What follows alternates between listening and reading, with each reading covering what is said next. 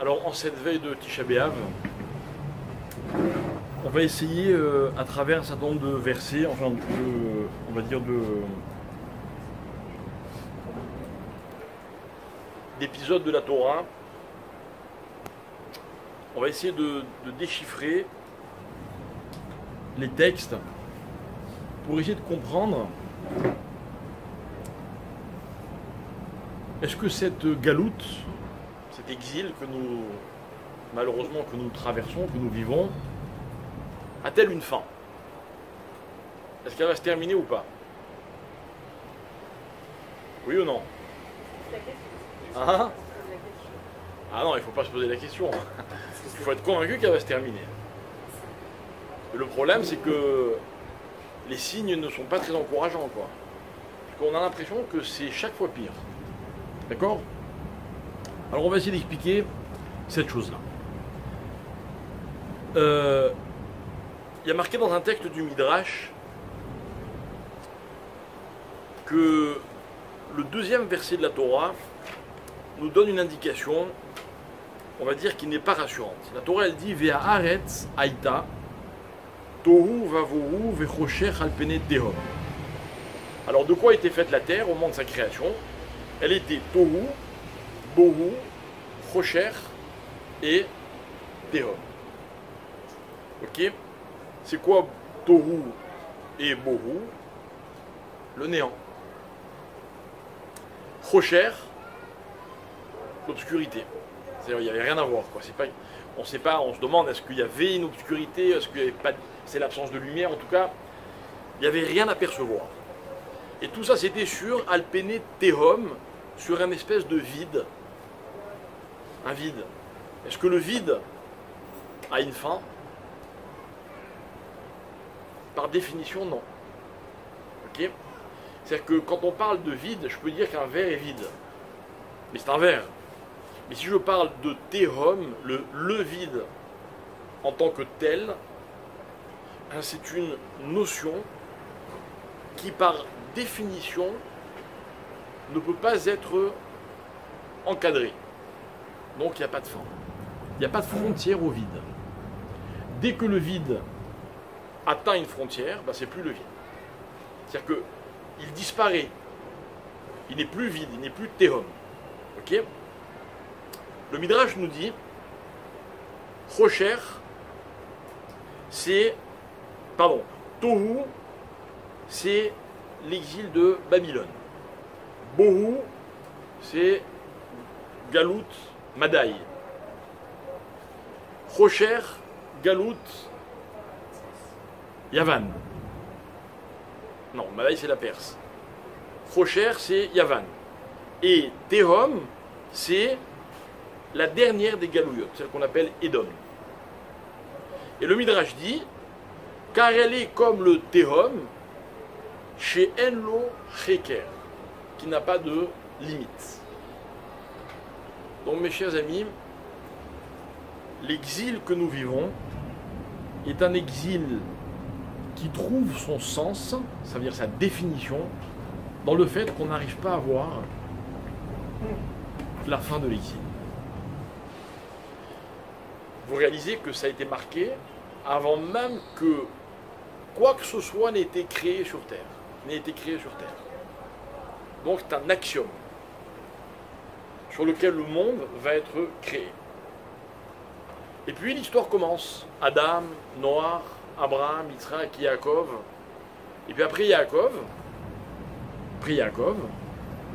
il va y avoir enfin un peuple juif. Mais c'est après Yaakov. Alors la Torah nous raconte que le jour de sa mort, Yaakov réunit tous ses enfants. Vaïkra Yaakov el Banav, il appelle ses fils, Vayomer, et il dit, Re'asfu, rassemblez-vous, Ve'agida lachem et asherika etrem be'acharit hayamim. Et je vais vous dire ce qu'il va vous arriver à la fin des temps. Ok? Ikabetsu veshim'u bene Yaakov, rassemblez-vous, écoutez, fils de Yaakov, Veshimu el Israël avichem, et entendez Israël votre père. Reuven Bechori, et puis finalement Yaakov va bénir ses enfants. Et Yaakov, contrairement à ce qu'il venait de promettre, ne va pas raconter Maïkra etrem be'acharit hayamim. Il ne va pas leur raconter, dire à ses enfants ce qui va leur arriver à la fin des temps. Ok? On a donc deux indications. Donc la première, c'est le Midrash que j'ai cité il y a un instant, qui nous dit que Galout Edom, le dernier exil, le quatrième, n'a pas de limite. Cette histoire avec Yaakov, dont la Gemara dans Psachim va nous raconter. Amar Rabbi Shimon ben Lakish. Rabbi Shimon ben Lakish va raconter l'histoire de cette réunion familiale. Yaakov appelle ses enfants Bikesh Yaakov, les Galot, les Banav, Ketz Ayamin. Bikesh, Yaakov voulait raconter à ses enfants l'histoire de la fin des temps. Venistalka mimenu shrina. Et la shrina, donc qui permettait à Yaakov la clairvoyance nécessaire pour raconter comment tout ça allait se terminer. Un istalka mimenu shrina, la shrina l'a quitté, elle est partie. Donc Yaakov ne peut pas raconter la fin. Alors moi je vous pose une question. Il la connaissait ou il la connaissait pas la fin, Yaakov? Il la connaissait, puisque c'est dans cette optique qu'il a réuni ses enfants. Mais au moment de la dévoiler, impossible de la dévoiler. Ok? Alors on va rapidement raconter ce qui s'est passé par la suite. La Gemara raconte que Yaakov est très angoissé. La question de Yaakov, c'est quoi? C'est pas pourquoi, comment est-ce qu'ils vont faire, pourquoi je ne peux pas leur raconter. Yaakov se demande pourquoi la Shrina, la présence d'Hachem, l'a quitté. On comprend donc que tant que la présence d'Hachem était avec Yaakov, il pouvait raconter à ses enfants l'histoire de la fin des temps. La présence ayant disparu, Hachem ayant disparu littéralement, la Shrina, Yaakov ne peut plus raconter. Question de Yaakov, pourquoi la Shrina est partie? Et la Gemara dit, Shema, Yaakov a eu peur, il s'est dit peut-être que, comme mes pères, moi aussi il y a un psoul, on va expliquer ce que c'est dans un instant, dans ma descendance. Yaakov se dit, Abraham a eu Yitzhak et Ishmaël, Yitzhak a eu Yaakov et Esav, mais moi j'avais 12 fils qui marchaient tous dans le droit chemin. Peut-être que finalement, sans que je m'en rende compte, ben en fait c'est pas le cas. Peut-être que comme Ishmaël et Esav, moi aussi, il y en a un, ici présent, qui fait partir la Shrina. Vous vous rendez compte, mes chers amis, on parle de Yaakov Avinu. Yaakov Avinu, c'est clair. Il y a marqué dans la Gemara, Yaakov Avinu lo met. Vous connaissez ce principe. Yaakov Avinu n'est pas mort. C'est-à-dire quoi, Yaakov Avinu n'est pas mort? Yaakov Avinu, il a toujours été Shalem. Tout au long de sa vie, il est resté Shalem. Shalem, ça veut dire quoi? Entier, intègre, parfait. Yaakov Avinu, c'est l'homme le plus abouti de l'histoire. Qu'est-ce que la Torah dit de Yaakov? Ve Yaakov ish tam. Tam. Tam, c'est le plus beau compliment qu'on peut faire à quelqu'un. Tam, vous savez ce que c'est? C'est une chose qui n'a jamais été brisée. Elle est d'un seul tenant. C'est-à-dire, vous voyez une partie, en fait, vous voyez tout. Vous voyez, nous les uns et les autres, on a tous des bons côtés, heureusement. Mais aussi des côtés que l'on dissimule soigneusement. Il y a des contradictions chez chacun d'entre nous. Il n'y a pas d'homme qui n'ait pas, j'ai envie de dire, contenu une contradiction. Sauf Yaakov. Ish tam.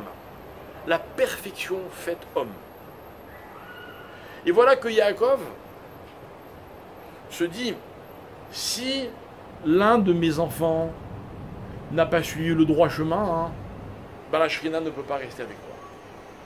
C'est-à-dire, on peut comprendre ça de deux façons, écoutez bien.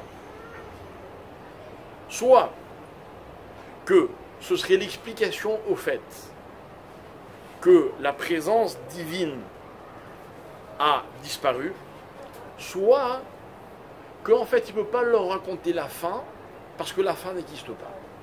Pourquoi?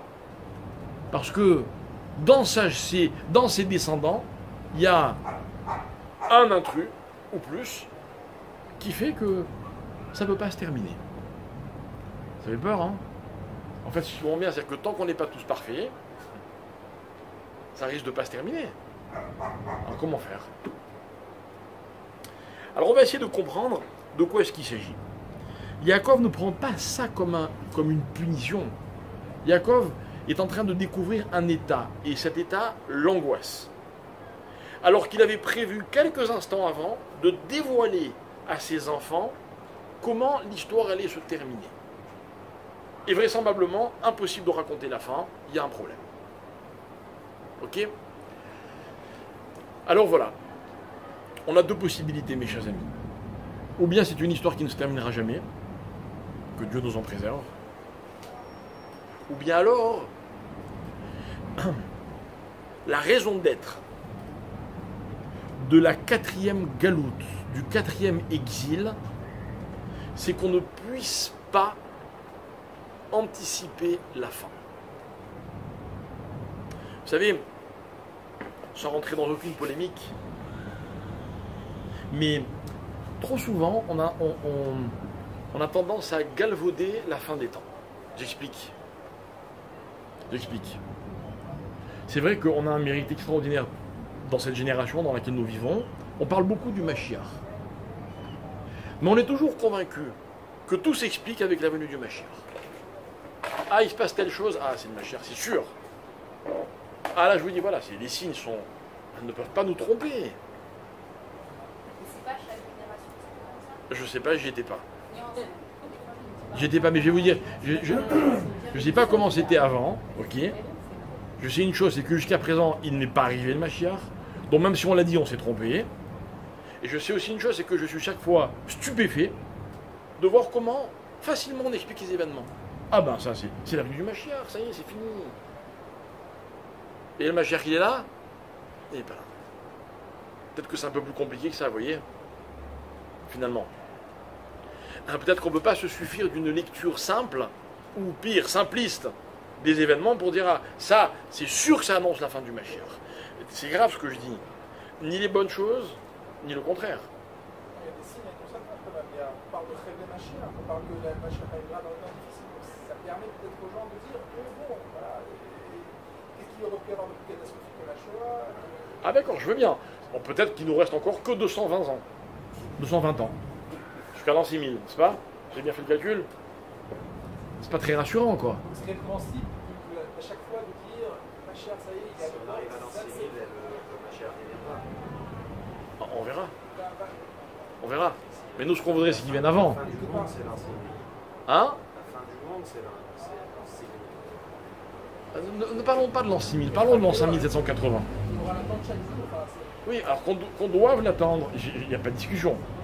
Donc qu'on soit obligé, comme dit le Rambam, d'être Ma'amin, Be'emuna, Shlema, qui peut arriver d'une seconde à l'autre, il n'y a pas de problème, c'est pas ça le débat. Mais est-ce qu'on peut se permettre d'expliquer chaque événement en disant, ah là c'est sûr, ça y est, c'est-à-dire qu'il est en train d'arriver. Il y a des choses, Mechaketz Megoulémisé, le retour des... Et alors, c'est arrivé? Non, il s'est passé à l'échelle de l'histoire, il s'est passé des événements extraordinaires qui Et peuvent annoncer, annoncer la fin des temps, ou annoncer la... Et alors, racontez-moi la suite, et alors? Eh Et alors? ben, c'est notre travail maintenant, notre Mais- travail de... Ah, On s'en rapproche. donc on s'en rapproche, c'est indéniable, c'est mathématique. Mais j'aime bien quand vous me dites c'est notre travail. C'est-à-dire qu'en fait, il semblerait, statistiquement, que ce ne sont pas les événements qui vont amener le Mashiach, c'est autre chose. Alors, toi tu proposes notre travail, j'adhère. Pour pas dire que j'adore. Ok? Mais en tout cas, moi justement, ce que je veux essayer de dépasser, c'est qu'on puisse dire, ah ben, il y a telle catastrophe, il y a telle embellie, il y a tel événement. Ah ça y est, ça veut dire que le Mashiach il va arriver. Non mais le Mashiach c'est pas ça. L'angoisse de Yaakov c'est de se dire, ah, il y a un problème dans ma descendance. Sous-entendu, s'il y a un problème, le Mashiach il ne peut pas venir, la fin des temps ne peut pas se dérouler. Donc, si il est vrai que dans la descendance de Yaakov, il y a un problème, alors on ne peut pas arriver à la fin des temps. Donc elle n'a pas de fin, cette période. Voilà ce que Yaakov est en train de nous dire. Pourquoi c'était si important pour lui de raconter ce qui allait se passer? Vous n'avez pas envie de savoir la fin? Tout le monde a envie de savoir la fin. Yaakov Avinu, regardez, on se met dans le contexte, il est en train de mourir. Comme n'importe quel père, il est très angoissé. Que vont devenir ses enfants? Donc il cherche à les rassurer. Ne vous inquiétez pas, voilà. Voilà comment ça va se passer. Non, mais peut-être que le fait qu'ils sachent que les choses ne vont pas tourner comme de façon sympathique, si tout allait bien, souvent peut-être qu'il n'aurait même pas eu besoin de dire, vous savez, j'ai envie de vous dire la fin du temps parce que, vous savez, en fin de compte, à la fin, il y aura une suite positive. Et comme il savait que ça allait être un peu relou et galère, alors il s'est dit, bon, je vais vous rassurer en disant que, sauf, il y aura quelque chose de sympa. Ouais, mais... Ben justement, c'est pour ça qu'au final, il vient me dire, parce qu'il vient essayer de Bikesh. D'accord. Parce qu'au final, il sait que l'histoire... D'accord, pas... ça c'est, pour ceux qui ont fait un peu de Gemara, ça c'est la Hava Amina. Bikesh, il voulait. Et finalement quoi? Ça s'est pas passé. C'est-à-dire que Yaakov, finalement, il est obligé de laisser ses enfants dans l'ignorance de la fin. Mais vous comprenez, ce que Yaakov voulait raconter, c'est pas, il n'y a pas marqué Bikesh Yaakov les galotes, Niraketz. Non, Bikesh Yaakov les galotes est Aketz. Il a voulu nous dire qu'il y avait une fin. Et puis finalement, il ne nous raconte pas cette fin. Donc ça veut dire que pour nous, on reste avec quoi? Avec une histoire sans la fin.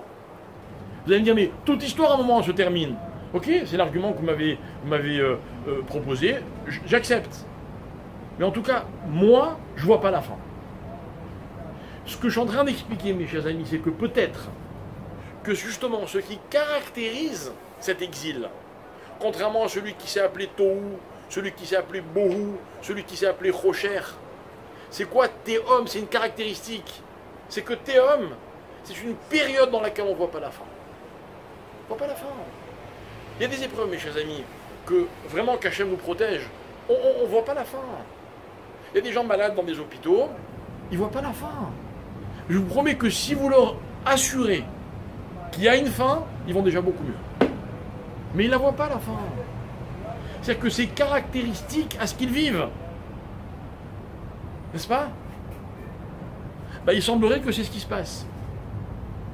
Et en fait, écoutez bien, l'idéal encore plus profonde, l'idéal est que si l'exil que nous traversons s'appelle Théom, et je reprends les mots du Midrash, que Théom, ça veut dire que on ne voit pas la fin. La fin, elle est cachée. Ça veut dire qu'en fait, on ne peut pas voir la fin. On ne pourra voir la fin que quand elle n'existera plus. On voit des signes. Pourquoi? Parce qu'on est très érudit, on a étudié les textes de Gemara qui nous disent voilà comment ce qui va se passer avant la fin des temps. Mais mes chers amis, tout ça c'est avant. C'est avant. Cette fin, ce qu'on appelle ces Chevlei Mashiach dont on a parlé tout à l'heure, ils vont durer combien de temps? Personne ne sait. Personne ne sait. Franchement. Vous ne croyez pas que les Juifs de la Shoah étaient convaincus que c'est fini? Ça ne pouvait pas être pire. Ça ne pouvait pas continuer après. Et puis le monde a continué. Et on s'est habitué à ce qui s'est passé. Et puis on a presque oublié. Et puis chaque fois que malheureusement on est confronté à une période difficile, on dit ah non, ça c'est pas possible, ça peut pas être autrement.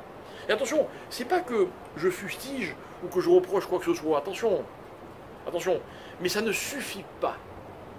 On est dans un exil dont la difficulté réside dans l'impossibilité de prévoir la fin. De dire tel signe est la preuve que. Non, il n'y a pas de signes qui sont des preuves. Il n'y a pas.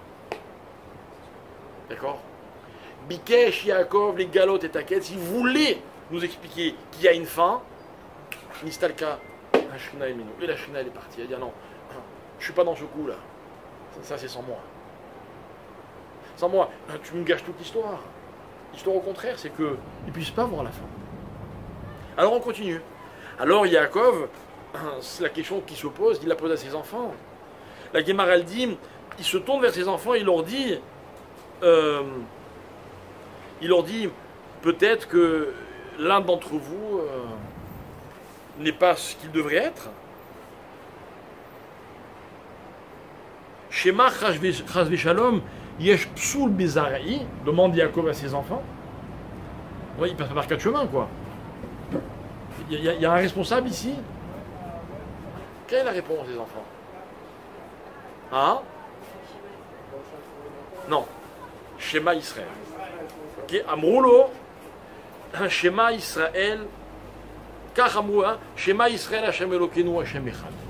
En quoi c'est une réponse? Écoutez, Pshat de la Gemara. De la même manière que pour toi, il y a Echad, pour nous aussi, il y a Echad. Ok? Bien.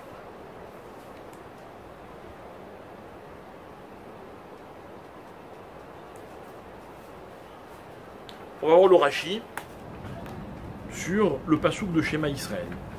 Dans quel paracha il est ce pasouk? Comment? Non? Quelqu'un a une autre idée? La paracha de cette semaine. Vaetranan, Chazak. À la fin de la paracha, il y a marqué Shema Israël, Hashem Elokeinu, Hashem Echad. Alors Rashi explique. Ok? Et il dit comme ça. Et il dit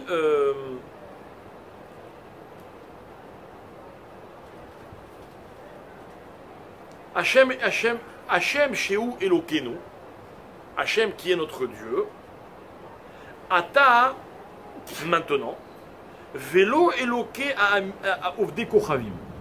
Mais ce n'est pas le Dieu des nations. Pour l'instant, il n'est que Elokeinu. D'accord? Ou Atid Liot Hashem Echad.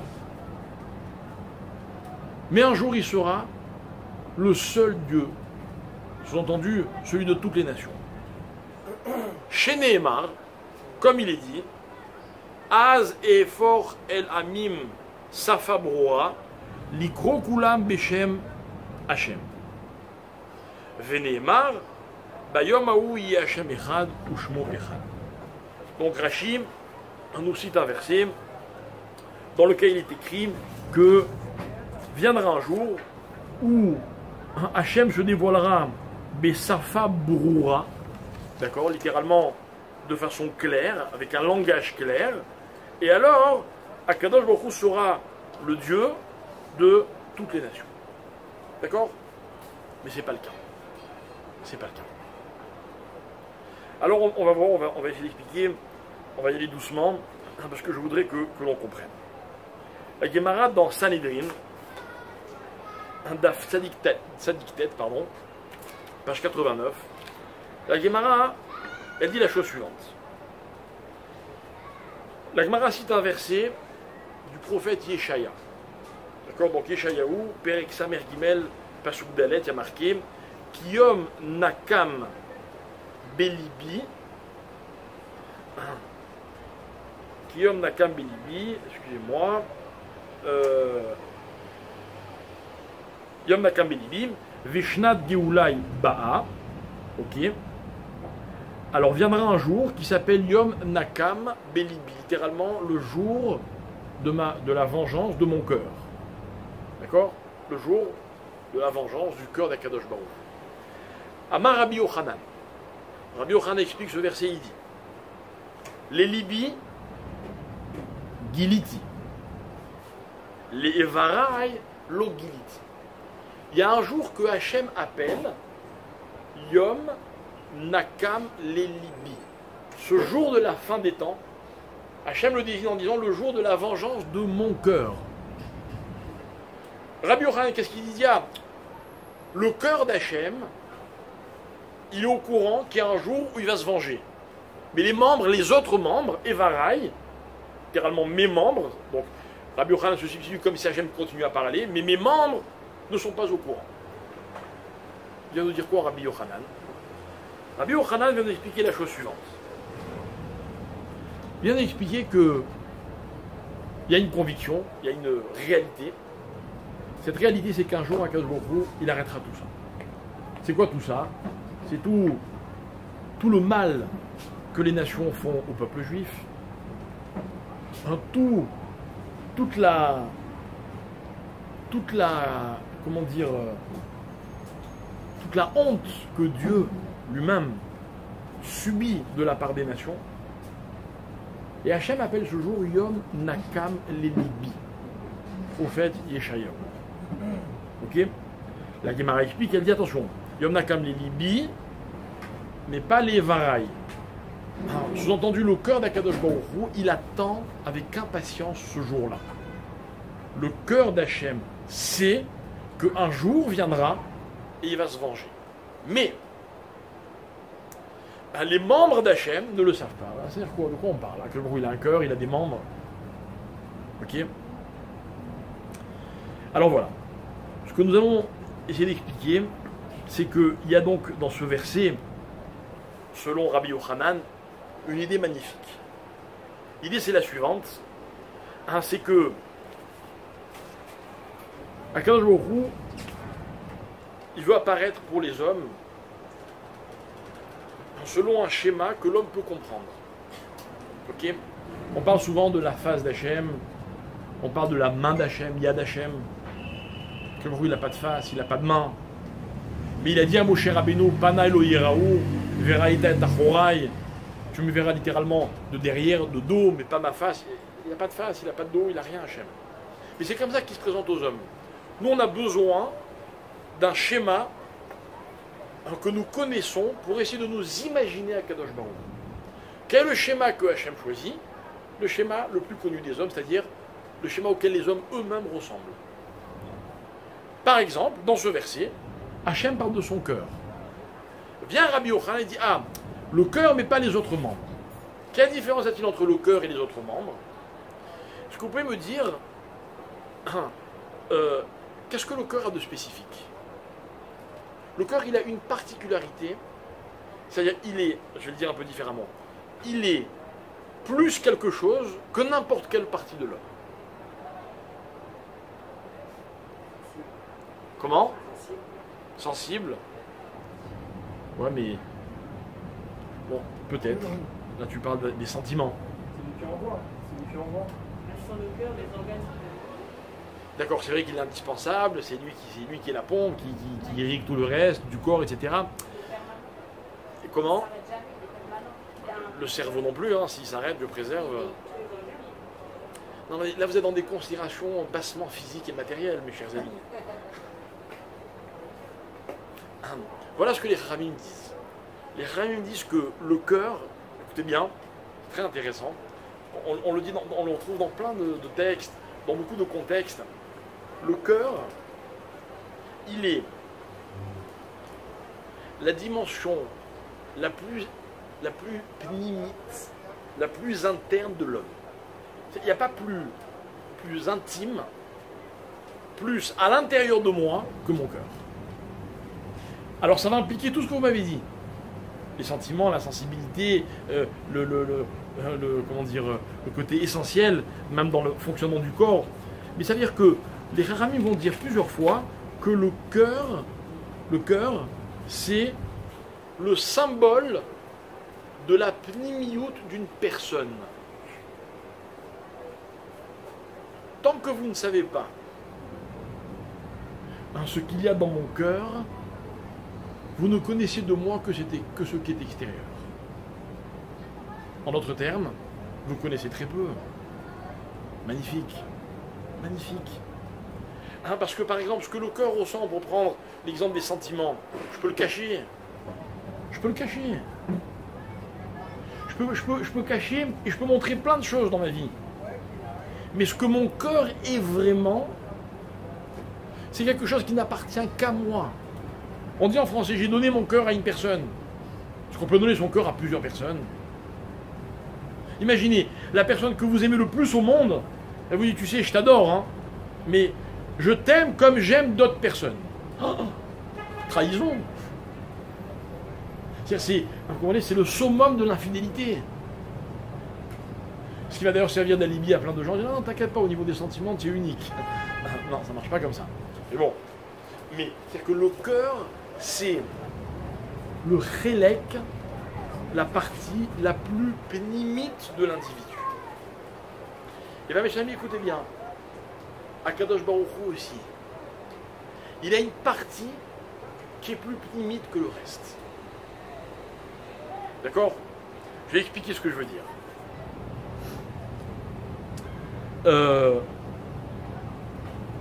Quand on revient à l'histoire de Yaakov, les Rami vont nous expliquer que la réponse des enfants qui disent Shema Israël, Hashem Elokeinu, Hashem Echad, la réponse complète c'est la suivante.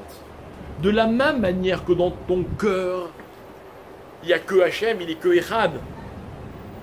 Comme il y a marqué juste après dans le verset Ve'aftat Hashem Elokecha Bechol Levavecha. Et bien nous aussi, dans notre cœur, il n'y a qu'Akadosh Baruch Hu. Et Yaakov, il est rassuré. Il dit, ah ok, c'est pas à cause de ça que Nistalka Ashrina. C'est pas à cause d'une infidélité de la part de mes enfants que je peux pas leur dévoiler la fin. Ah, donc Yaakov, qu'est-ce qu'il comprend à ce moment-là? Comment qu'en fait, hein? Mais il faut pas la dévoiler. Ils peuvent pas la connaître. C'est pas qu'ils méritent pas, c'est pas une punition. Il faut pas qu'ils connaissent la fin. Et donc on en revient à notre explication de tout à l'heure. Yaakov croyait qu'on pouvait vivre le 4e exil en connaissant la fin. Hein. Yaakov découvre qu'au contraire, que ce qui caractérisera le dernier exil, c'est qu'on ne peut pas anticiper la fin. Et qu'aucun événement de l'histoire ne nous autorisera à dire ça veut dire que le Mashiach il arrive. D'accord? Voilà ce que c'est Yom Nakam Libi. Et devant le scepticisme de certains, je n'accepterai comme argument que des preuves. Montrez-moi que je me suis trompé, je veux bien. Si vous avez une preuve en me disant, mais tu es trompé, voilà, il y a eu un événement, il a amené le Mashiach. Alors là, je baisse les bras. Hein. C'est vous qui avez raison, et je m'arrête. Mais vous n'avez pas la preuve. Le Mashiach lui-même ne pourrait pas être une preuve, puisque... Mais si. Parce que si le Mashiach c'est la fin des temps, alors on aura terminé l'exil. Alors là vous pourrez me dire, ah, tu vois, mais croyez-moi sur parole, ou pas d'ailleurs, quand le Mashiach viendra vraiment, on comprendra que ce n'est pas les événements qui l'ont fait venir. C'est pas une épidémie, ou une guerre, ou une crise économique, ou je ne sais quoi. Non, non, c'est pas ça qui va venir le Mashiach. Non. Ce qui fera venir le Mashiach, c'est un travail qui vient du cœur. Du cœur. Mais je vais vous le prouver, vous allez voir. Je vais pas vous laisser comme ça, hein. Je n'ai pas fini avec vous. D'accord? En tout cas, ce qui est certain, c'est que le cœur d'Akadosh Baruch Hu, lui, connaît la fin des temps. Hachem, il peut dire Beyom Nakam Libi, le jour de la vengeance de mon cœur. Ok? Qu'est-ce que ça veut dire? Alors écoutez bien. On va faire un peu de grammaire. Rapide, hein? Pour les nuls. D'accord? Que nous sommes. Ok? Quelle est la racine? Alors, je ne sais pas si je vous l'ai déjà expliqué ici à Givat Shmuel, mais je pense que oui. Je pense qu'on en a déjà parlé. Quelle est la racine kabbalistique, étymologique d'un mot? La racine grammaticale, c'est toujours 3 lettres. Au niveau de la Kabbalah, c'est toujours 2 lettres. C'est-à-dire que dès que vous voyez 2 lettres juxtaposées dans un mot, là où vous les retrouvez, il y a un lien. Quelle est la racine? Vous avez compris? Quelle est la racine du mot galout? Gal. Gal. Alors on va dire des mots en gal, d'accord? C'est quoi gal d'abord? Gal. Une vague. Il y a des surfeurs? Ok. Comment? La deuxième vague. Il a fait. J'étais sûr que vous alliez y penser. Ok. Déjà on parle de la deuxième. À la première on était convaincus, c'était la dernière. Ok. Bon, tu vois. Gal-gal. Quelque chose qui tourne. Ok. Guilouille. C'est quoi guilouille? Un dévoilement. Géoula. Ah, il y a un petit Aleph au milieu. C'est quand même troublant que Galout et Géoula sont deux mots qui soient si proches l'un de l'autre. Voilà ce que pose comme question le Maharal dans son livre Sefer HaNetzach. Il dit pourquoi Galout et Géoula sont deux mots qui utilisent quasiment la même racine. Mais tout de suite il dit mais en fait il y a une différence. C'est quoi la différence? C'est que un Galout, lorsqu'on le conjugue, on rajoute un et à la fin, d'accord? Alors que Gaal, Géoula, on rajoute un Aleph. Savez-vous quelle différence a-t-il entre le Aleph et le He? Qu'est-ce que chacun des deux symbolise? Aleph c'est 1, He c'est 5. Alors écoutez bien, encore une fois je vous sers ça comme ça pour que ce ne soit pas trop compliqué, mais ce sont des notions qui sont d'une extrême profondeur. Extrême profondeur. Le He, selon les Chachamim, et le Maharal il a beaucoup développé cette idée, le He c'est la lettre de ce qu'on appelle en hébreu le Pizour, les phasères. Pourquoi les phasères? Pourquoi Pizour? Pizour c'est ce qui est éparpillé. Ok? Parce que 5 c'est quand vous êtes au milieu, le point central, et que vous pouvez vous éparpiller dans les 4 directions. Parce qu'il y a 4 directions. Donc, He, c'est le symbole d'un point central qui est mitpazer. Vous me suivez? Donc, qui s'éparpille. Aleph, à l'inverse, c'est quoi? C'est la convergence. Il y a un point central, et tout ce qui peut être éloigné de ce point converge vers le point central. Voilà pourquoi la Géoula s'écrit avec un Aleph, parce que ce sera une convergence vers un point central, géographiquement Eretz Israël. Bon, pas Givat Shmuel, mais Yerushalayim, c'est pas loin, ok?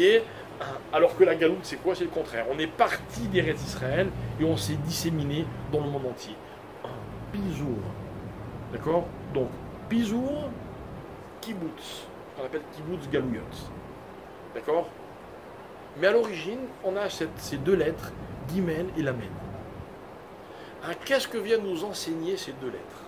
Chaque fois que vous les trouverez, cherchez bien, vous découvrirez la notion que je vais vous expliquer. Incroyable. Pardon? Non, je ne l'ai pas encore dit. Alors écoutez bien. Voilà ce qu'explique les Khamim, je tiens ça de mon Rav, le Rav Moshe Shapira, la Vachalom. L'idée c'est la suivante. Chaque fois qu'on retrouve le Gimel et le Lamed, on parle d'un élément ou d'une notion qui pourrait exister à besoin de deux endroits, de deux lieux. D'accord? C'est-à-dire que soit il y a une duplicité ou une dualité ou alors un mouvement. Par exemple, c'est quoi Gal? C'est quoi une vague? Vous savez ce que symbolise la vague? Vous aimez les vagues, vous, quand vous allez à la mer? Hein? Vous aimez ou pas? Ouais, ouais. Souvent les vagues, on peut pas se baigner, il y a le drapeau rouge et tout, non? Écoutez bien, la vague c'est un moussard. C'est une leçon extraordinaire. La Gemara elle dit, chaque vague, qui échoue sur le rivage, à l'origine, elle avait l'ambition de ne jamais s'arrêter et de recouvrir tout ce qui s'appelle Yabasha, tout ce qui est continent. Mais malheureusement pour elle, elle va échouer sur le rivage, comme toutes celles qui l'ont précédée. Mais jamais, dit la Gemara, une vague ne s'est découragée, sinon elle s'arrêterait en cours de route. C'est fabuleux. C'est que vous croyez qu'une vague c'est quoi? C'est juste une réaction à un vent, une pression atmosphérique? Pas du tout. L'eau, il y a Maïm, cet élément qui fait partie de la création du monde. Il est porteur de tout ce que le monde contient. La Gemara, les Khamim, voilà comment ils expliquent, ils disent la vague, La vague, c'est le symbole de l'ambition. Et voilà pourquoi la mer existe. La mer, elle existe pour rappeler à ceux qui habitent sur la terre sèche, c'est-à-dire nous, qu'il y a un élément dans lequel on ne peut pas survivre, qui n'a qu'une seule ambition, c'est de prendre la place qui est la nôtre.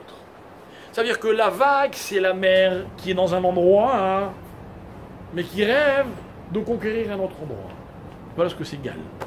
On continue? Ok? Gilouï, c'est quoi Gilouï? C'est quoi une découverte? Un dévoilement? Ça implique forcément qu'il y avait quelque chose de caché. Il n'y a pas de découverte si à l'origine il n'y a pas quelque chose qui est caché. On ne peut pas dire j'ai découvert une chose que tout le monde voyait. Ok? Bon, Galout, c'est encore plus facile. Galout, c'est quand on était dans un endroit et qu'on est exilé. C'est-à-dire que la notion d'exil n'a de sens que parce que normalement, j'aurais dû être ailleurs. Ben, j'ai une bonne nouvelle. C'est que Géoula, c'est pareil. La notion de Géoula n'existe ou n'existera que parce qu'elle a été précédée de Galout. Vous comprenez, ce sont des notions qui ne peuvent pas s'autosuffire. C'est impossible.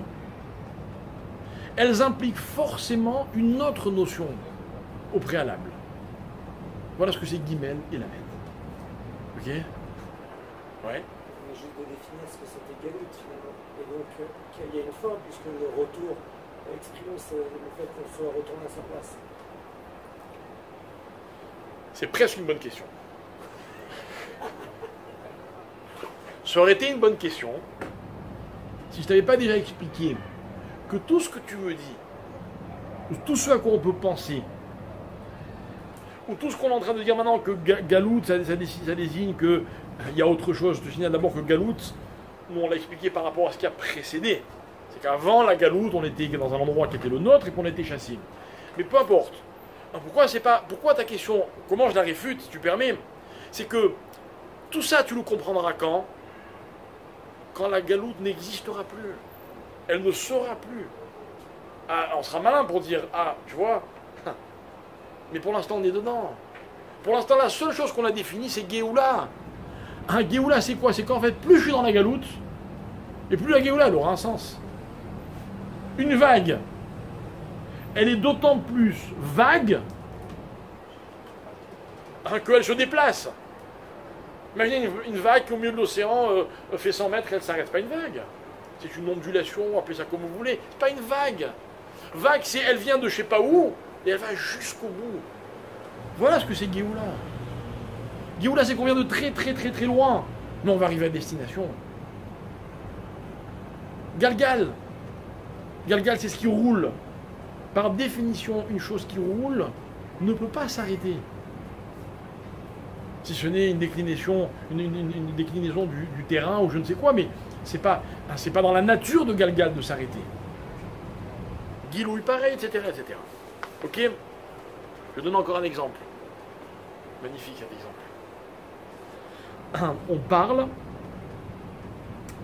parle dans les psukim, notamment dans le prophète Yecheskel, et c'est une expression qui existe en hébreu moderne, de Goal Nefesh.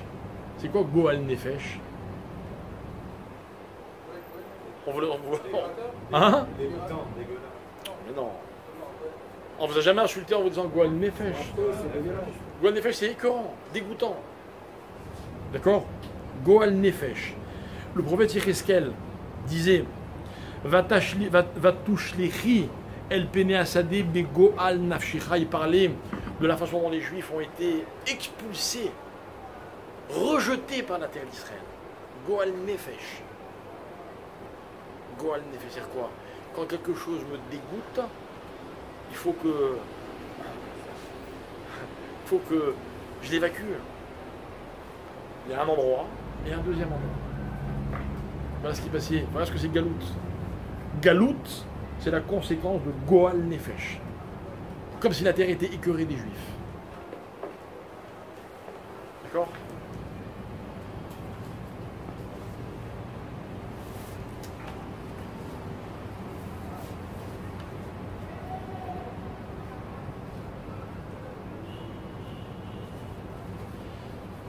Alors la Gemara dans Chagiga,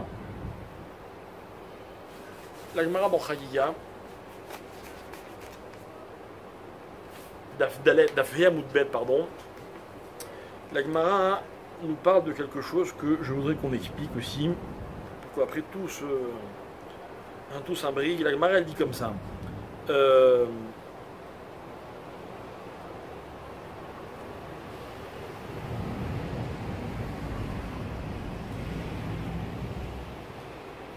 Rav Shmuel Bar Inya Mishme des Rav. Donc il disait au nom de Rav, Makom yesh le Akadosh Baruch Hu ou Mistarim Shemo. D'accord? Alors en fait, ce passage de la Gemara, il vient expliquer un verset dans le prophète, un verset du prophète Yirmiya. La référence c'est Yirmiyahu, Perek Yud Gimel, Pasuk Yud Zayin. Là-bas le pasuk qui dit Ve'im lo tishmeruha bemistarim tivke nafshi mipne geva. Vous savez que le prophète Jérémie, qui a vécu à l'époque du premier temple, c'est lui qui a annoncé la destruction du premier temple. Alors évidemment, comme tous ceux qui annoncent des mauvaises choses, on n'a pas trop voulu l'écouter. Mais aujourd'hui, on comprend. On comprend que tout ce qu'il avait écrit, c'était vrai. Qu'est-ce qu'il a écrit comme livre connu, Yirmiyahu? Bon, tant pis pour vous. Alors, le prophète Yirmiyahu, il dit Ve'im lo tishmehu, et si vous ne l'écoutez pas, la voix d'Hachem, Bemistarim tivke nafshi, donc c'est Dieu qui parle. Dans Mistarim, mon âme pleurera, mi pene geva. La Gemara elle explique. Et elle dit Amar Shmuel. Donc ce fameux Rav Shmuel, Bar Inya, au nom de Rav, il disait il y a un endroit qui s'appelle Mistarim. D'accord? Et dans cet endroit qui s'appelle Mistarim, donc c'est quoi, ça veut dire quoi Mistarim? Hein? Mistarim, caché, mystère, ok? Là-bas, qu'est-ce qu'il fait Hachem? Il pleure. Be mistarim tivke nafshi, mon âme pleure. Pourquoi? Mi pene geva. Amar Rav Shmuel Bar Yitzhak, mi pene gavatan shel Israël shenitla mehem, venitna leovet kochavim. Leovet kochavim. Rav Shmuel Bar Nachman Yomer, mi pene gavatan shemarut shamayim, vechoule vechoule. Donc il y a une discussion dans la Gemara. Pourquoi Hachem pleure? Le prophète il dit Mipne Geva. Ok. Deux explications. Geva à cause de la Gaava. Ça veut dire quoi la Gaava? La fierté du peuple juif qui leur a été enlevée et qui a été donnée aux autres nations. Aujourd'hui, ce sont les autres nations qui font les fiers. Et nous, on baisse la tête. Ok. Mais avant, c'était pas comme ça. Autre explication. À cause de la fierté d'Akadosh Baruch Hu qu'il a dû ravaler quand il a fait laisser détruire le Beth Amikdash. Ok? Alors que fait Hachem à cause de ça? Il va pleurer. La Gemara demande ou Miika Birchia Kame Akadosh Baruch Hu. Est-ce que le pleur existe chez Akadosh Baruch Hu? Vous imaginez, vous, Dieu pleurer? La Gemara dit c'est pas possible. Ve'amar Rav Papa en atzivut lifnei Akadosh Baruch Hu. Shenemar od ve'adar lefanav roz v'chedva bimkomo. Preuve à la pluie, il n'y a pas de tristesse chez Akadosh Baruch Hu. Lo kashia. Écoutez bien la réponse. Ha bevate gavai, ha bevate barai. Lorsque Dieu se cache littéralement à l'intérieur, Dieu pleure. À l'extérieur, Dieu ne pleure pas. Alors, on va la faire courte parce que c'est un thème, mais on pourra en parler des heures. Des heures. Les Khamim se cassent la tête pour comprendre quel est l'enseignement de cette Gemara. Moi, je vous en donne vraiment la quintessence, histoire juste qu'on puisse repartir avec un petit quelque chose, quoi. Hein. C'est quoi? Il y a à l'intérieur, Dieu, quand il est tout seul, il pleure, mais devant tout le monde, il pleure pas, il cache son pleur, ou il se cache pour pleurer. De quoi s'agit-il? Alors voilà, mes chers amis, c'est très simple. C'est très simple. Vous savez bien que le pleur, Le pleur, c'est ce qui a déclenché la destruction du Beth Amikdash. Le 9 Av, les explorateurs reviennent, le peuple pleure, et Dieu leur dit, vous avez pleuré pour rien, vous pleurez pour quelque chose. C'était Tisha B'Av. Mais Dieu, il ne pleure pas en public. Ça veut dire quoi, il ne pleure pas en public? Ça veut dire, visiblement, il ne pleure pas. Mais quand il se cache, il pleure.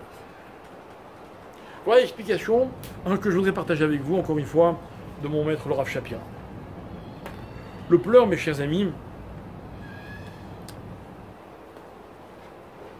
vous savez, la Gemara dit, je ne m'en rappelle plus la référence par cœur, peut-être que vous pouvez m'aider.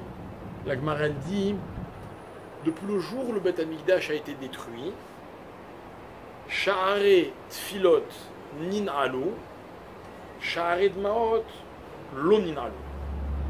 Le jour où le Beth Amikdash a été détruit, Akadosh Baruch Hu a fermé les portes des prières. Aujourd'hui, on prie. Malheureusement, on a de fortes chances de ne pas être entendu, ou en tout cas exaucé. Mais la Gemara dit, mais les portes des pleurs n'ont pas été fermées. Pourquoi?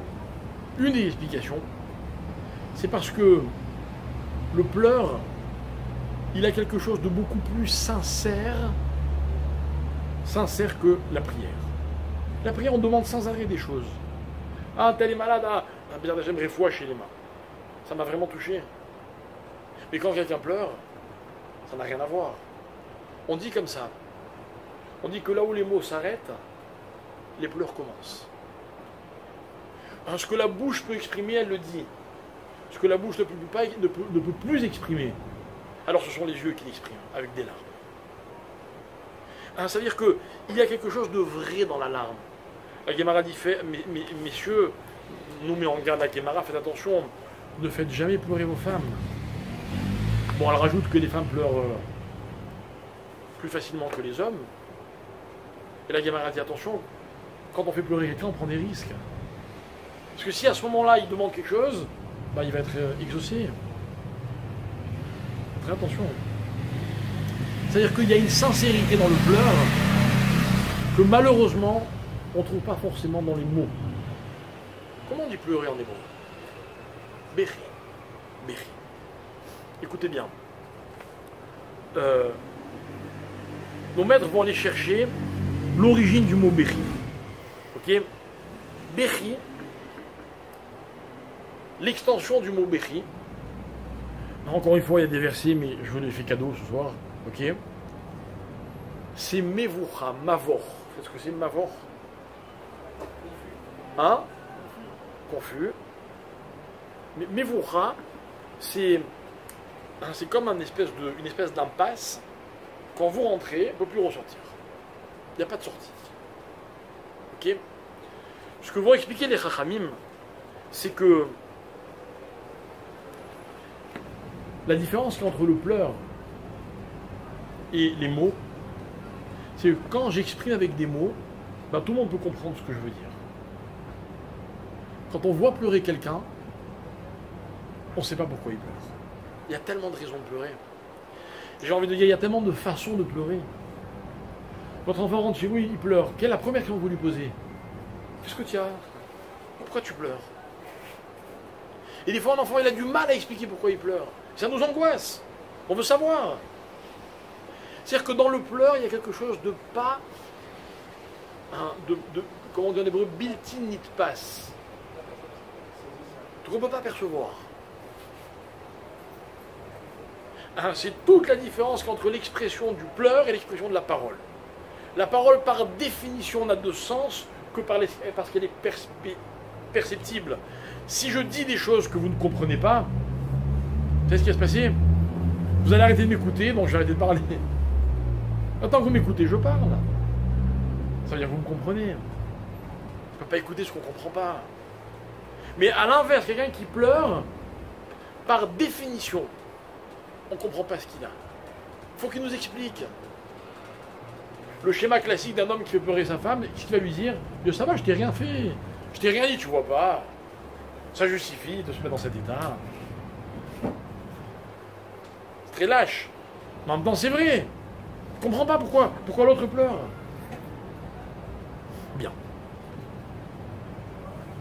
Peut-être que c'est pas un hasard, mais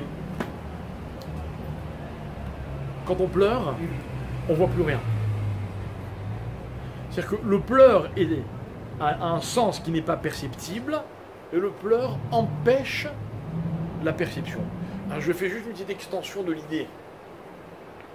Quand la nature de quelqu'un c'est de pleurer, hein, son vrai problème, c'est qu'il a du mal à voir la réalité telle qu'elle est. Dans la vie des pleureurs, c'est pas forcément ceux qui pleurent avec des larmes, mais il y a des gens qui pleurnichent tout le temps. Ben, la conséquence de leurs pleurs, de leurs plaintes, c'est qu'ils n'ont pas une vision réelle de la vérité, de la réalité. Et les rabbins vont expliquer les choses de la façon suivante. Ils vont dire, ça veut dire quoi qu'Akadosh Baruch Hu, publiquement il ne pleure pas? Ça veut dire quoi? Vous avez compris, je suis pas en train de vous expliquer ce que ça veut dire quand il pleure. Ça, on va y arriver. Et pourquoi la Guémara me dit non, dehors il ne pleure pas? Ah, c'est parce que dehors, c'est la réalité telle que les hommes la voient. Et vous savez comment les hommes voient la réalité? Ou plutôt, quel sens les hommes veulent donner à la réalité? Celle d'être une réalité qui ne fait pas pleurer. J'explique. Celui qui se plaint dans la vie, c'est qu'en fait, voilà ce qu'il exprime. Il exprime qu'il y a une réalité qui est magnifique, qui est belle. La vie est belle. Mais malheureusement pour lui, il n'y a pas accès. Il n'est pas dans la réalité qui est belle. Alors il pleure. Pourquoi? Parce que la réalité, elle est magnifique. C'est vrai, non? Regardez comme le monde est beau. La vie est belle. Vous avez des enfants? Des conjoints? Des amis? Un peu de santé? Un peu d'argent? Vous pouvez payer une glace, là, par exemple, ce soir? Hein? Il n'y a pas de raison de pleurer. Ah non, mais j'ai pas ça. Et j'ai pas ça. Et j'aurais tout le temps voulu ceci. Et... Ah, tu pleures? Ah, tu pleures parce qu'en fait, le monde, tel que tu l'idéalises, hein, tel que les hommes aiment à le présenter, ben toi, tu n'y as pas accès. Ça te pose un problème, donc tu pleures. C'est-à-dire que, mes amis, la plupart du temps, quand on pleure, c'est pas parce qu'on a des vraies raisons de pleurer. C'est parce qu'il y a un décalage entre ce qui nous semble beau et ce que nous vivons. Voilà pourquoi on pleure. Et en réalité, on se dit comme ça. Pourquoi Dieu ne pleure pas en public? Hein, parce que ce qui est visible par les hommes, c'est un monde qui est magnifique. Magnifique. Vous voyez Hachem pleurer dans le monde, vous? Regardez comme les arbres sont beaux. Regardez comme il fait bon. C'est vrai, quoi. Vous êtes en chemise, vous, c'est un kiff. Regardez comme c'est sympa, des amis, machin, on étudie la Torah. Si vous ne croyez pas, au moins étudiez la Torah, vous verrez comme le monde est beau. Rentrez chez vous, allez retrouver ceux qui vous aiment, vous allez voir comme le monde est beau. C'est comme ça qu'Hachem a créé le monde. D'ailleurs, dans la vie, qu'est-ce qu'on nous montre constamment? Que des belles choses. Que des belles choses. Le monde est de plus en plus beau. Vous avez vu des photos de vous il y a 10 ans et des photos de vous maintenant? Hein? Vous êtes encore à l'âge, vous êtes beaucoup plus beau maintenant qu'il y a 10 ans. C'est vrai, non? Ah, ça s'est démodé. C'est plus beau. Le monde est dans un continuel renouvellement de beauté. Constamment. Constamment. C'est comme ça que le monde paraît. Baté, baraï. Le côté extérieur d'Hachem. Il est beau. C'est d'ailleurs ce qui rend certains tristes. La Guémara dit, le plus dur dans une épreuve, c'est quand on est seul à la vivre. Tsahar des tzibour chatzin echama. Si tout le monde souffrait comme moi, j'aurais déjà la moitié de ma peine qui serait soulagée. Parce que ce qui me fait mal, c'est quand je vois que les gens n'ont pas mes problèmes. Pour eux, la vie est belle. Enfin, c'est l'image que j'ai de la vie, moi. Et vous aussi, d'ailleurs. On a toujours l'impression que pour les autres, ça va beaucoup mieux que pour nous. Le monde est beau. Vous n'aimeriez pas voyager au bout du monde? Il est magnifique, le bout du monde. Magnifique. En nous montrant sans arrêt des photos de tel ou tel endroit. Ah, j'aimerais bien y être. Vous savez qu'à l'autre bout du monde, vous savez qu'est-ce qu'on leur montre? Des photos d'ici. Incroyable. Ah, c'est comme ça que le monde paraît. Ça, c'est ce qu'on appelle Baté Baraï. C'est lorsque Dieu est à l'extérieur. Dieu, dans son immense bonté, il a créé un monde qui est magnifique. Qu'on vient me dire le contraire? Dans le monde, il n'y a pas de mal. Il n'y a que des hommes qui vivent des situations difficiles. Mais le mal n'existe pas. Regardez, dans la page de Bereshit, tout est ov. Mais les malheureux, il y a tellement de personnes qui sont privées de ce tov qui se mettent à pleurer. D'accord? Alors ça c'est pour les hommes, mais Hachem, lui de quoi il pleure? De quoi Dieu pleure? Et c'est ce que je voudrais qu'on comprenne, mes chers amis, et vous allez voir comme tout d'un coup les choses prennent un vrai sens. Vous allez voir pourquoi je lutte pour ne pas vous consoler trop rapidement. Vous savez que je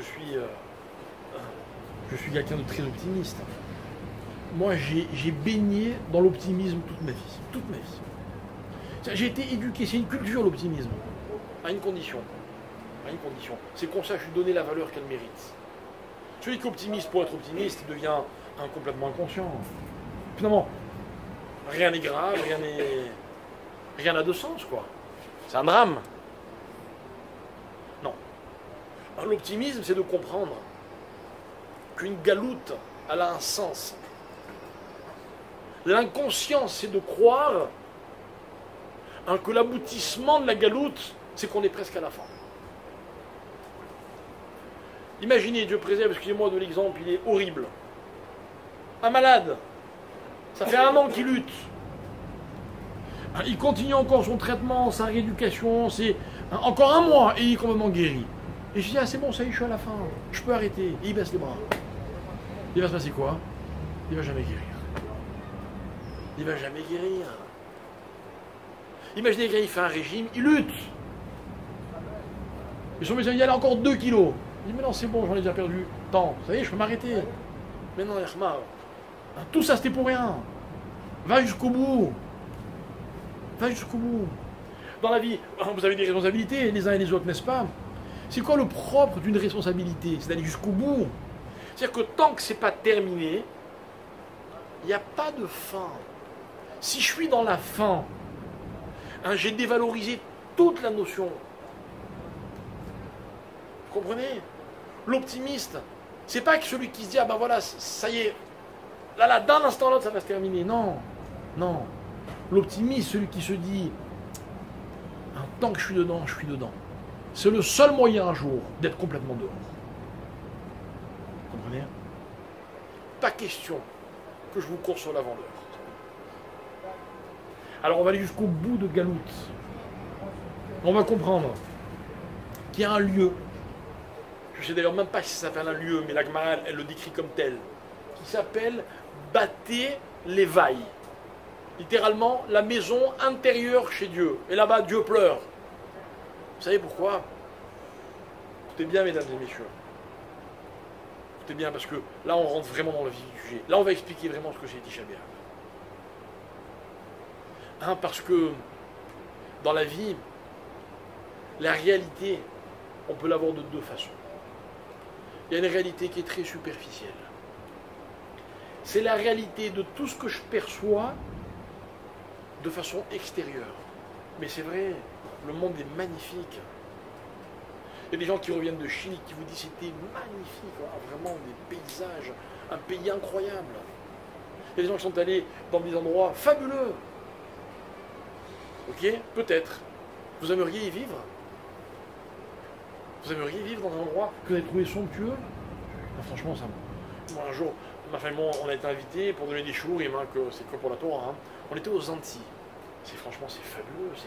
C'est magnifique de voir la beauté du monde qu'Hachem a créé. J'ai envie d'habiter, moi. J'ai pas envie d'habiter. C'est-à-dire que à l'Achitsouniout, elle est très belle, mais je sais très bien que la Pnimiout, c'est complètement autre chose. Complètement autre chose. Imaginez, je croise quelqu'un qui est très beau. J'aimerais être lui. J'aimerais pas être lui. Ce que je perçois, c'est très extérieur. Alors ok, c'est très beau. J'ai pas dit le contraire. J'ai pas dit le contraire. Vous savez, dans la Torah, ce que l'on cache, enfin ce que l'on est censé cacher, pas parce que c'est pas beau. Parce qu'au contraire, on veut que la beauté, elle a un caractère pnimi, intime, caché. Parce que c'est souvent ce qui fait la beauté des choses.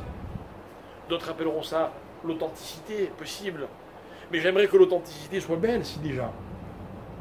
Mais je suis obligé d'admettre que ce n'est pas toujours le cas, vous comprenez? Et en fait, mes chers amis, il y a deux réalités. Il y a la réalité telle qu'on l'aperçoit, encore une fois, de façon externe, extérieure, superficielle. Mais il y a une réalité qui est beaucoup plus profonde. Beaucoup plus profonde. Et je voudrais vous dire quelque chose. La réalité beaucoup plus profonde, elle est beaucoup moins belle. Elle est beaucoup moins belle. Vous savez pourquoi? Parce qu'elle s'appelle Galout. Galout. Vous voulez un exemple? Il est un peu vache, mon exemple. Et je m'excuse si certains nous écoutent et quand ils habitent encore à l'extérieur d'Israël. Mais il y a des gens, par exemple, qui habitent encore en Galout. Bon, non pas qu'ici c'est la Géoula complète, pas encore en tout cas. Mais ils habitent en Galout, ils vous disent mais c'est magnifique, la vie est très belle. Et ils le pensent vraiment, j'ai aucun problème. Je ne cherche pas à leur gâcher leur plaisir ou leur bonheur. Mais moi je vois pas ça comme ça. Moi je vois pas ça comme ça. Moi je vois une histoire avec un sens, avec un aleph plutôt qu'un hey, vous voyez? C'est-à-dire une convergence qui donne un sens à l'histoire. Ok, peu importe, pas un débat.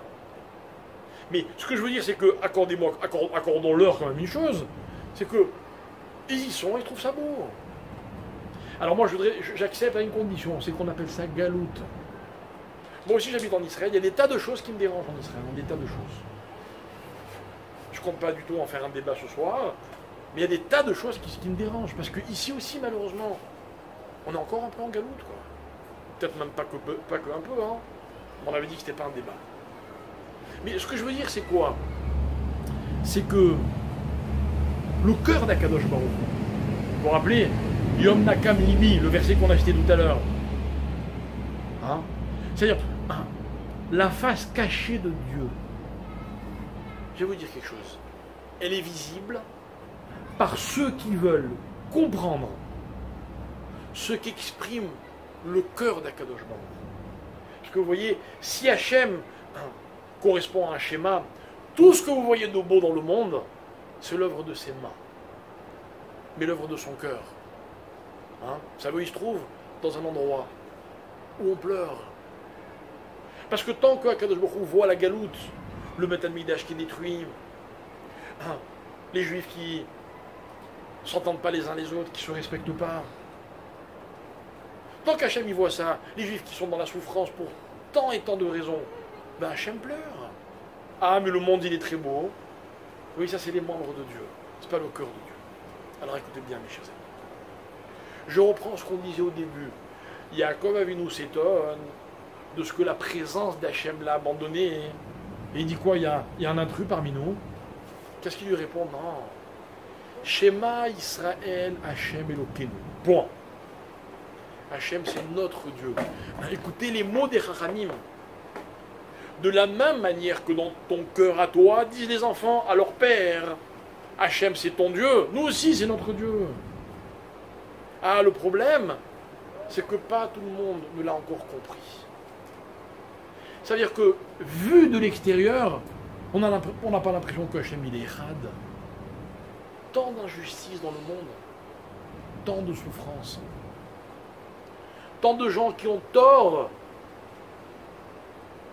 et qui sont encore eux à décider de la vie et du sort des uns et des autres. Tant de mal, d'immoralité qui maîtrise, qui gère le monde. Je ne vois pas mon Hachem Echad. C'est-à-dire qu'en fait, Akadosh Baruch Hu, il est Elokeinu. Vous savez où est-ce qu'il est Elokeinu, Hachem? Dans nos cœurs. Il faut aller dans le cœur d'Hachem. Et les fils disent à leur père, comme dans ton cœur il est Elohim, dans notre cœur à nous. C'est qu'ils ont compris ce qui se passait dans le cœur de leur père. Et bien nous aussi, on veut comprendre ce qui se passe dans le cœur d'Akadosh Baruch Hu. Et vous savez ce qui se passe dans le cœur d'Akadosh Baruch Hu? Voilà, la phrase, elle est terrible. Eh bien, il y a eu un Khorban, une destruction. Et vous savez ce qui a été détruit?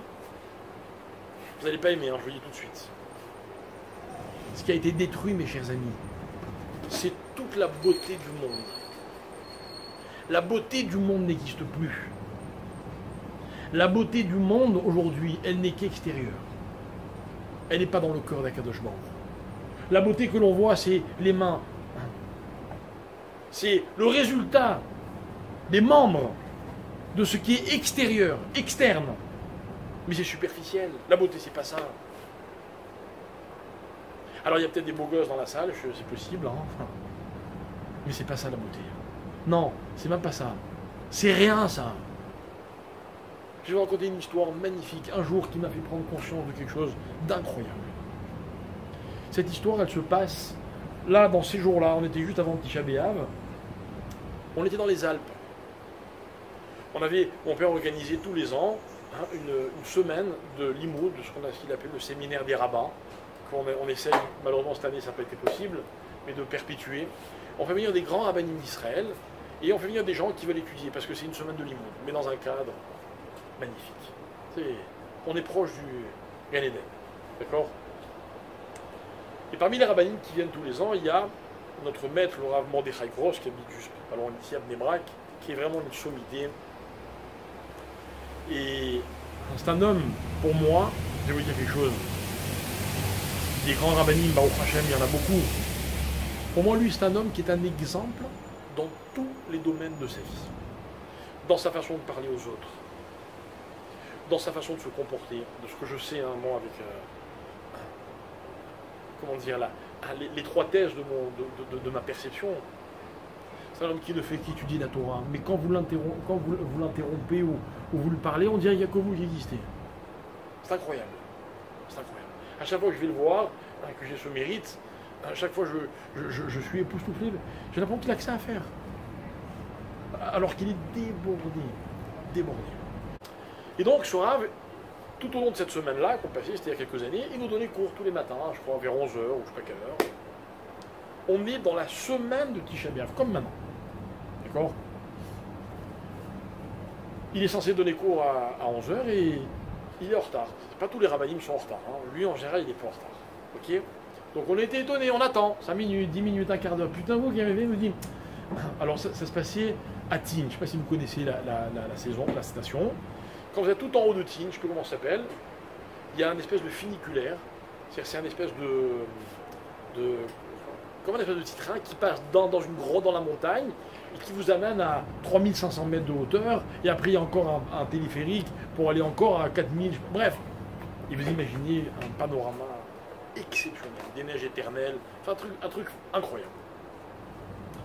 Maintenant, si vous connaissez le Rav Gross, c'est la dernière personne à prendre le funiculaire pour aller voir ce qui se passe là-haut. C'est tellement ça l'intéresse pas, c'est pas zélomatim, quoi. Et on nous dit non, il est en retard parce qu'il est monté au sommet avec le funiculaire. Et nous, on ne comprend pas. Qu'est-ce qu'il fait là-bas, Rav Gross? Et la semaine de Tisha B'Av. Donc on était amusés, on s'est dit vraiment... Bon, il s'est dit, je vais pas rater ça, peut-être. Au bout d'un moment, le Rav arrive, et il nous dit, je suis désolé d'être un peu en retard, mais j'ai pris le funiculaire, je ne cache pas, quoi. Et je vais vous dire pourquoi je suis monté là-haut.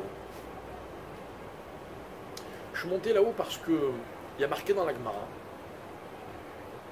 que 9/10 de toute la beauté du monde se trouve à Yerushalayim. Et malheureusement, pas la Yerushalayim que nous on connaît, la Yerushalayim qui sera reconstruite. Mais elle sera tellement belle, mes chers amis, qu'on n'a aucune idée de ce que c'est que la beauté. Vous comprenez? Vous comprenez que dans la vie, il faut ce qu'on appelle des moussagim. Des moussagim, c'est des critères. D'accord? C'est-à-dire que si j'ai une belle voiture, je peux imaginer ce que c'est une très belle voiture. Vous comprenez? Si j'ai une Mercedes classe E, j'imagine ce que c'est la classe S. Il n'y a pas une Q5 ou Q7 là, la dernière fois? C'est toi? Non, c'est pas toi. Ok. Je peux imaginer. Mais le type qui roule en vélo, il ne peut pas comprendre. Pour lui, il a une voiture, une autre, ça, il faut des moussagim. C'est-à-dire que, écoutez bien, il nous raconte, il nous dit,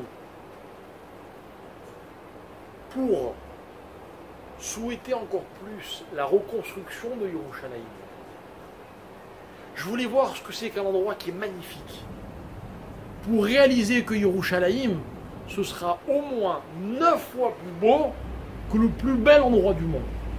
Alors quand on m'a dit que là-bas c'était très beau, eh bien je suis allé voir. Vous avez compris? Qu'est-ce que je veux vous dire par là, mes chers amis? C'est que le monde, il nous paraît beau. Il y a des belles choses dans le monde. Heureusement. Heureusement qu'il nous paraît beau le monde, ça nous remonte le moral. On ne peut même pas imaginer ce qu'on serait, dans quel état on serait si le monde était moche. Si tous les gens étaient vilains. Les deux côtés de la mérite, ça serait un drame. D'accord? Si, je sais pas, si la vie n'était pas belle. Eh bien, réalisez une chose, mes chers amis. C'est que le Khorban, c'est ce mot qui veut dire destruction. Vous savez ce qui a été détruit? Hein? C'est la beauté du monde. C'est pas un édifice. Un édifice, ça se reconstruit, mes chers amis. C'est rien. Tout ce qui a disparu pourrait être recréé. Mais vous savez ce qui manquerait? La beauté. Or, pourquoi il n'y a pas de beauté dans le monde? Parce que la beauté, elle vient du cœur d'Hachem. Elle vient de sa dimension la plus interne, la plus intime. Mais à l'heure à laquelle je vous parle, vous savez ce qui se passe dans le cœur d'Hachem, dans le Baté Lévaï, les chambres qui sont à l'intérieur de son palais? Vous savez ce qu'il y a là-bas? Eh bien, les gens pleurent. Et Hachem, il pleure. Parce qu'il est éloqué nous, mais il n'est pas Hachem Echad. Maintenant, je comprends la réponse des enfants à Yaakov. Je ne peux pas nous dire la fin des temps, c'est pas grave. C'est pourquoi on sait ce que c'est la fin des temps. La fin des temps, c'est que Hachem, il n'est plus seulement éloqué nous, il est Hachem Echad. Voilà, mes chers amis. Le seul événement qui sera annonciateur de la fin des temps, c'est quand Hachem il sera Echad. Rien d'autre. Rien d'autre. Mais pour ça, vous savez ce qu'il faut? Il faut qu'il soit tellement éloqué nous, que nous aussi on pleure avec lui. Parce que mes chers amis, quand on aime quelqu'un, et que cette personne, on la voit triste, Ravé Shalom, je souhaite que jamais on voit les gens qu'on aime tristes. Mais si c'était le cas, on serait triste avec eux. On ne pourrait pas être heureux. Comment voulez-vous qu'on soit heureux, qu'on trouve le monde beau, si on sait qu'Hachem il pleure? La face cachée d'Hachem pleure. Vous savez quoi? Regardez comme il est sympa, Hachem. Ne me dites pas qu'il n'est pas gentil. Vous savez ce qu'il nous demande? De pleurer un jour dans l'année, un seul. Tout le reste, on peut rigoler. Mais au moins que pendant un jour, on réalise que le cœur d'Hachem y pleure.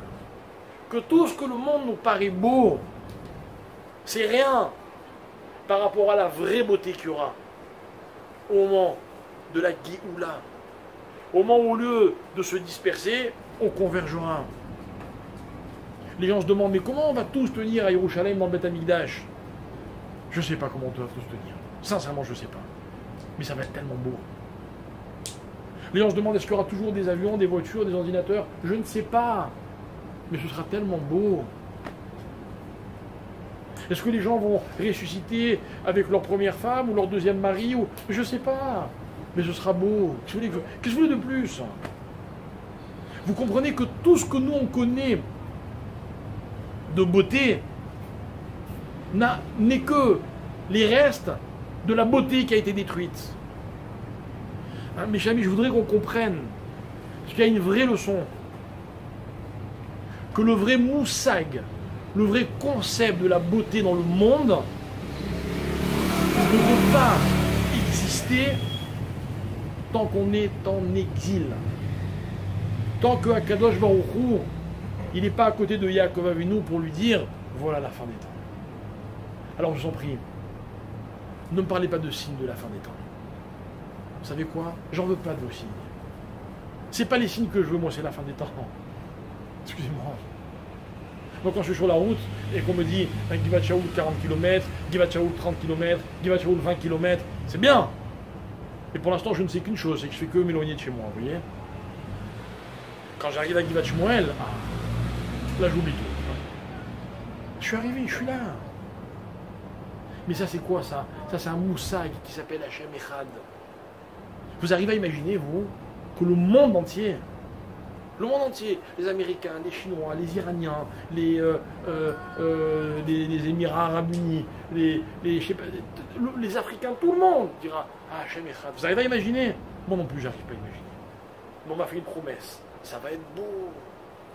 tout ce qui m'intéresse. C'est tout ce qui m'intéresse. C'est-à-dire qu'on aura une autre perception de la beauté, mes chers amis. Attention, ce que vous aimez continuera d'exister, en tout cas la beauté de ce que vous aimez. Je n'ai pas dit que ça va disparaître.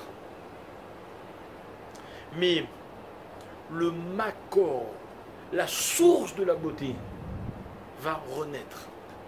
Si vous vous trouvez beau quand vous regardez dans un miroir, hein, peut-être c'est le cas, peut-être que vous êtes beau, peut-être que vous vous trouvez beau, ok, c'est rien. Quand le Mashiach sera là, quand vous allez vous regarder dans un miroir, vous allez être époustouflé. Alors en attendant, c'est ça qui nous manque. Ce qui nous manque, mes chers amis, c'est que le monde soit beau. Hein, que tout ce qu'on a de beau dans le monde, ce ne sont que des substituts de la véritable beauté. Vous voyez que je suis un optimiste. Parce que l'optimiste, hein, c'est pas celui qui croit que c'est beau, c'est celui qui sait que ça va être encore beaucoup plus beau. L'optimiste, c'est pas celui qui croit que ah, ça y est, on est à la fin. Non. L'optimiste, c'est celui qui est convaincu qu'un jour on ne sera pas à la fin. On n'y sera plus. Voilà pour moi ce que c'est la galoute. La galoute, c'est une chose, je veux qu'elle disparaisse. Je veux pas qu'on soit à la fin. Yaakov Avinu, il voulait dévoiler Ketz. Il voulait pas dévoiler les signes avant-coureurs. Non. Il voulait pouvoir dire à ses enfants, voilà mes chers enfants, là, ça va se terminer, ce sera fini. Mais tout d'un coup, il réalise que non. Le 4e exil s'appelle Tehom. Tehom. Tant que vous êtes dans le Tehom, vous ne voyez pas le fond. Sinon, c'est plus du Tehom. Sinon, c'est plus du vide. Et je vais vous dire quelque chose, c'est le seul moyen pour qu'on s'en sorte. Parce que si on avale des substituts qu'on appelle dans le monde de la médecine du placebo, on va croire que c'est ça, alors qu'en fait, c'est pas ça du tout, mes chers amis. Non, pas ça. Hein, on arrivera à la fin, quand le Hachem Elokeinu, il sera tellement Hachem Elokeinu. Notre cœur ressentira ce que le cœur d'Hachem ressent, que Akadosh Baruch Hu deviendra Hachem Echad. Et ça dépend de nous, mes chers amis. Voilà, c'est tout. Et je suis désolé, mais cette période, elle est un peu pénible. Hein. Mais je vais vous raconter quelque chose, avec ça je termine. Dans la paracha qu'on a lu cette semaine, Devarim, vous savez ce que c'est Devarim? Devarim, c'est un terrible livre dans lequel Moshe Rabbeinu règle ses comptes avec le peuple juif. Et il leur fait des reproches, il les éclate. Et quand vous lisez le début, on l'a lu cette semaine, ok, on a lu le début, ça commence direct. Oui, à Chorev. Chorev, c'est quoi? C'est la faute du veau d'or. Et vous avez fait ceci, et vous n'avez pas fait cela. Et qu'est-ce qu'il dit tout d'un coup en plein milieu, Moshe Rabbeinu? En plein milieu, dernier verset de la première montée. Hachem, Eloké avoterem, Yosef, Alechem, Kachem, Elef, Peamim, Kacher, Ivertrem, Kachani, Berlachem. Hachem, il vous bénira, il vous donnera 1000 fois toutes les bénédictions qu'il vous a promises. C'est une bracha incroyable, alors je ne comprends pas. Il est en train de nous massacrer en nous faisant des reproches, d'un coup il nous bénit. Le Shem Ishmael, il explique quelque chose de magnifique. Magnifique. Il dit, Moshe Rabbeinu, il fait des reproches au peuple juif sur des fautes qu'ils n'ont pas commises, que seuls leurs parents ont commises. D'ailleurs, leurs parents ne sont plus là, puisque à cause de leurs fautes, ils ont tous péri dans le désert. Et là, c'est ceux qui vont rentrer en Israël dans quelques jours. Donc ils n'ont pas fauté, eux. Ils auraient pu le dire à Moshe. Hein. Vous savez ce qu'ils ont fait? Ils ont accepté en silence. Et Moshe Rabbeinu découvre que la force du peuple juif, c'est d'être capable d'accepter le reproche. C'est ce que c'est le reproche? Le reproche, c'est le côté négatif qui est en moi. Il existe. Je ne peux le solutionner que si d'abord je l'accepte. Et en fait, le reproche, il devient une bracha quand je l'accepte. Le reproche est une source de bénédiction pour celui qui sait l'accepter et se taire.